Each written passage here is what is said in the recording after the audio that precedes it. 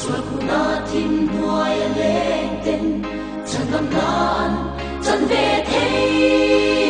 na Tunge katir ama Tutenge katan kalang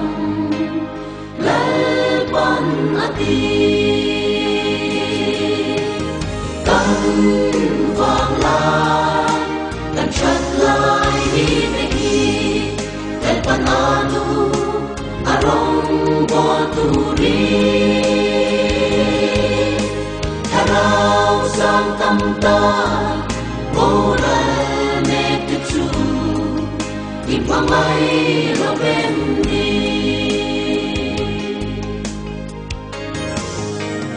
Inni roten pangeya Chenkat mei atalat suaging Santam tuairu lepan ati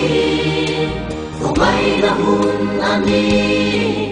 Moran faten an auce An awatse Kan vang lai Kan chat lai ni vehi Lepan adu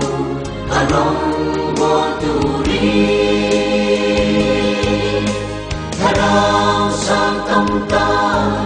Moral neketu Ipamay lovendi Suakit sa aming avangin Kuanaleshe om natuarin Lumayin siya chin maila Alaw kale huna Soy mo'y nakan sang veang Hallelujah Kan vang lai Kan chat lai di vehi Lel panadu Arong boturi Harau sang tamta Moral neketu Ipamay lobendi Sua Krista ming avangin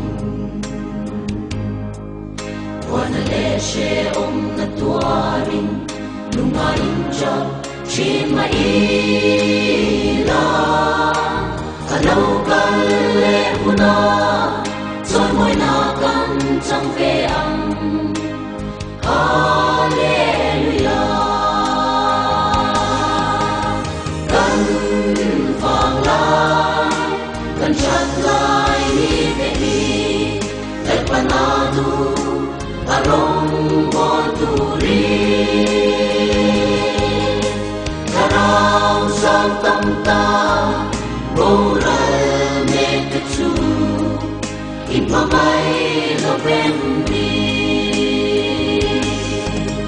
Harau sang tamta Moral neketu Ipamay lobendi